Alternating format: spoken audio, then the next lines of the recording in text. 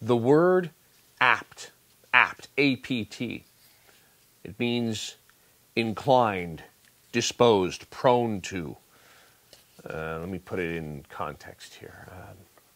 The mainstream media is apt to completely disregard any mention of a throng of millions showing up to promote the traditional family and conservative values within the context of family in favor of Jodie Foster's acceptance speech at the Golden Globes. That's just an example off the top of my head. Apt. It's also the name of a small town in the south of France. It's about 50 kilometers east of Avignon, which has some historical significance to Catholicism. But let's just center on Apt, the town of Apt, and its play with regard to what went down Sunday.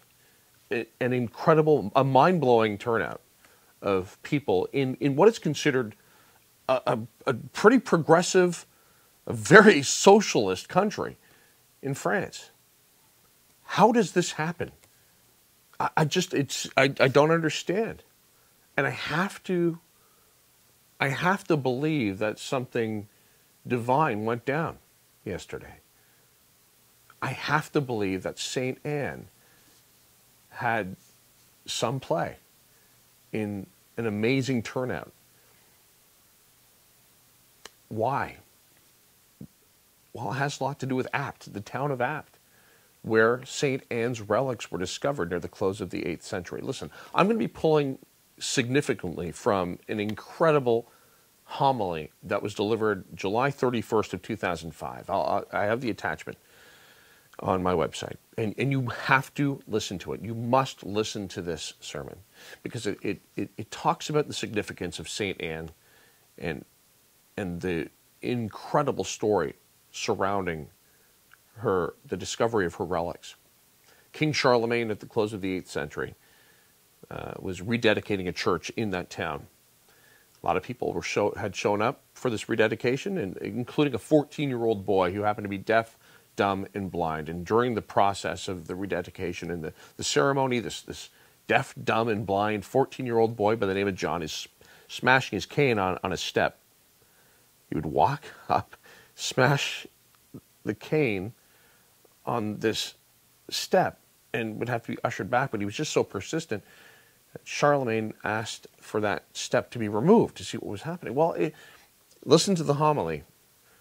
This deaf, dumb, and blind boy eventually leads Charlemagne and all the people on hand at that rededication through a subterranean lot, a catacomb, essentially, where St. Anne's relics were laid down. St. Anne, the mother of our Blessed Mother, the grandmother of Jesus Christ, if you will.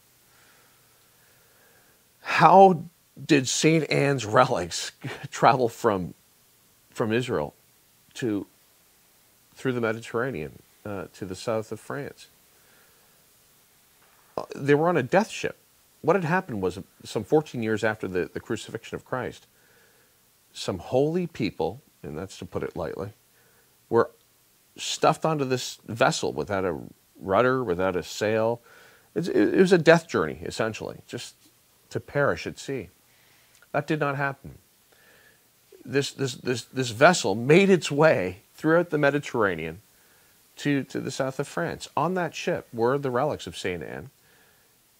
And who else was on board? Well, St. Maximinus and St. Sidonius, who were two of the 72 that Christ had commissioned to go out and preach the gospel during our Lord's mission. And some other holy people, St. Mary Magdalene, who received viaticum from St. Maximinus while in South France. Viaticum is the offering of the Blessed Sacrament to those who are in their late stages of life, who are about to die.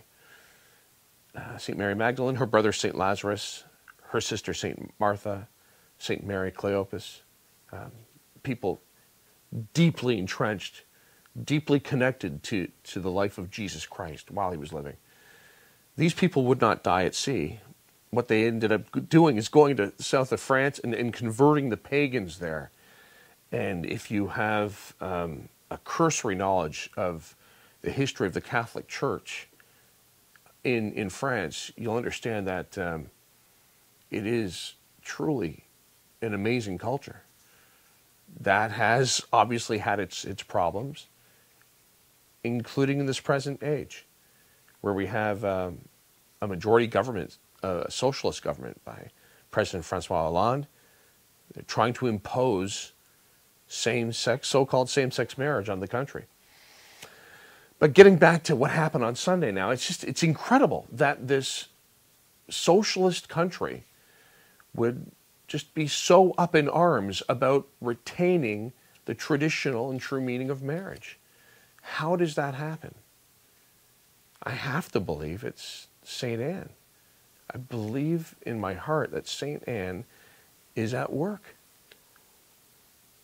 Leading up to the rally, there were the testimonies coming from people who self-identify as gay, who are completely against this move by Hollande and, by extension, President Obama to change the law of the land and to recognize so-called same-sex marriage is really befuddling. It's really an incredible scenario when you have people who are gay that are saying, no, we cannot change the definition of marriage to the detriment of not just the culture, but of children as well, too.